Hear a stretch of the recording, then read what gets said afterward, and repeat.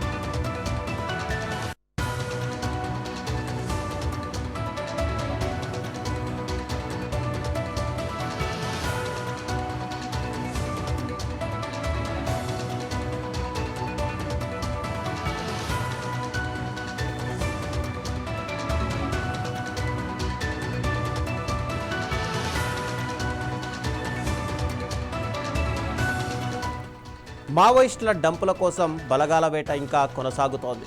Maoist cadre అంతా జనజీవన స్రవంతిలోకి వచ్చిన అడవుల్లో దాచినటువంటి ఆయుధాలు, మందుగుండు సామాగ్రి కోసం భద్రతా బలగాలు విస్తృతంగా గాలింపు చర్యలు చేపడుతున్నాయి. ఈ క్రమంలో ఛత్తీస్గఢ్లోని సుక్మా జిల్లా, మహారాష్ట్రలోని గడ్చిరోలి ప్రాంతాల్లో భారీగా ఆయుధాలు బయటపడ్డాయి. సుక్మా జిల్లాలోని బేబ్జీ అటవీ ప్రాంతంలో సిఆర్పిఎఫ్ బలగాలు డంప్ను గుర్తించి రైఫిళ్లు, తూటాలను స్వాధీనం చేసుకున్నారు. మరోవైపు మహారాష్ట్ర ఛత్తీస్గఢ్ సరిహద్దులోని గడ్చిరోలి అటవీ ప్రాంతంలో మావోయిస్టులు దాచిన 14 తుపాకులు, ఐఈడి, ఇతర సామాగ్రిని బలగాలు స్వాధీనం చేసుకున్నాయి. ఇక స్పెషల్ ఆపరేషన్ స్క్వాడ్, సిఆర్పిఎఫ్ బృందాలతో అడవుల్లో గాలింపు చర్యలు ఇంకా కొనసాగుతూనే ఉన్నాయి. ఇక ఇదే అంశానికి సంబంధించి మరింత సమాచారం మా ప్రతినిధి సుధాకర్ అందిస్తారు. సుధాకర్, చెప్పండి, ఆపరేషన్ కగార్లో మొత్తం మావోయిస్టులను ఏరివేశాం, అందరూ కూడా జనజీవన స్రవంతిలో కలిసిపోయారు అని చెప్పి కేంద్ర ప్రభుత్వం చెప్తున్నా కూడా ఇంకా కొంతమంది మావోయిస్టులు ఉండే అవకాశాలు ఉన్నాయని చెప్పి సెర్చ్ ఆపరేషన్లు కొనసాగుతున్నాయా? ఆల్రెడీ డంపుల కోసం సెర్చ్ ఆపరేషన్ చేస్తున్నట్టుగా ఒకవైపు ప్రభుత్వం చెప్తున్నా కూడా ఇంకా కొంతమంది మావోయిస్టులు ఉన్నారు అని చెప్పి అటు ఆరోపణలు వస్తున్నాయి. ఎలా చూడాలి? Thank you Ravichandra. భారతదేశ వ్యాప్తంగా చూస్తే 2026 మార్చి 31 వరకు డెడ్ లైన్ పెట్టుకున్న కగారు ఆపరేషన్ లో భాగంగా చూస్తే మొత్తానికి ఈ యొక్క మావోయిస్ట్ పార్టీ మొత్తం క్యాడర్ అంతా భావ్య ప్రపంచంకి వచ్చినట్టు కూడా బలగాలు కూడా చెప్పడం జరుగుతున్నాయి. అదే కాకుండా కేంద్ర ప్రభుత్వాలు కూడా, ఇటు రాష్ట్ర ప్రభుత్వాలు మొత్తానికి ఒకటే ఏకతాటిపైకి వచ్చి ఇటు కరేగుట్టల పైన ఆపరేషన్ కగారు నిర్వహించడంతో పాటు మావోయిస్టులు పెద్ద ఎత్తున కూడా కేంద్ర కమిటీకి సంబంధించిన కేంద్ర కమిటీ సభ్యులు కూడా మొత్తం అందరూ ఇటు వాసుదేవరావుతో పాటు సోనుదాదా, దేవుజీ, అతనితో పాటు విఠల్, ఇట్లా పెద్ద పెద్ద నాయకులు మొత్తం కూడా అంతా కేంద్ర కమిటీకి సంబంధించిన కేంద్ర కార్యదర్శితో సహా అందరూ కూడా లొంగిపోవడం జరిగింది. కానీ ఇంకా కొంతమంది మావోయిస్టులు కూడా ఇంకా మిగిలి ఉన్నారు దండకార్యంలో అని చెప్పేసి ఇటు పోలీసులు దాంతో పాటు కొంతవరకు కూంబింగ్ కూడా నిర్వహించడం జరుగుతుంది. తెలంగాణ రాష్ట్ర వ్యాప్తంగా చూసుకుంటే ఇంకా 4 కేంద్ర కమిటీ సభ్యులు కూడా ఉన్నారు. మావోయిస్టులు కూడా ఇంకా లొంగిపోవాల్సింది. ఇందులో విఠల్ గత కొద్ది రోజుల క్రితమే అలియాస్ సాంబయ్య వరంగల్ జిల్లాకు సంబంధించి తరాలపల్లి గ్రామానికి సంబంధించిన వ్యక్తి కూడా గత కొద్ది రోజుల క్రితమే లొంగిపోవడం జరిగింది.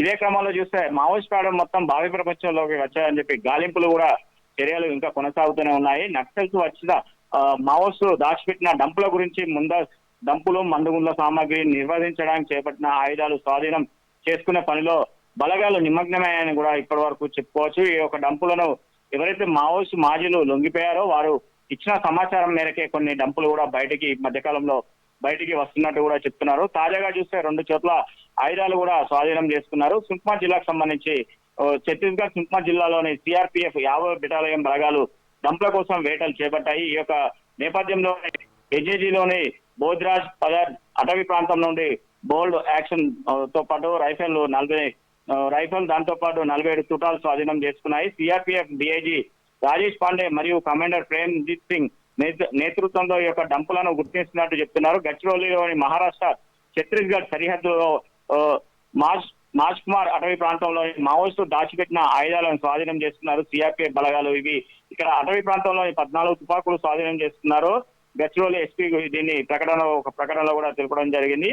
అటవీ ప్రాంతంలోని గాలింపు చర్యలు చేపడుతున్న స్పెషల్ ఆపరేషన్ స్క్వాడ్ ప్రాణహితకు సంబంధించిన 4 బృందాలుగా విడిపోయి ఒక డిడిడిఎస్ ఒక బృందం సిఆర్పిఎఫ్ బృందాలుగా రంగంలోకి దిగాయి.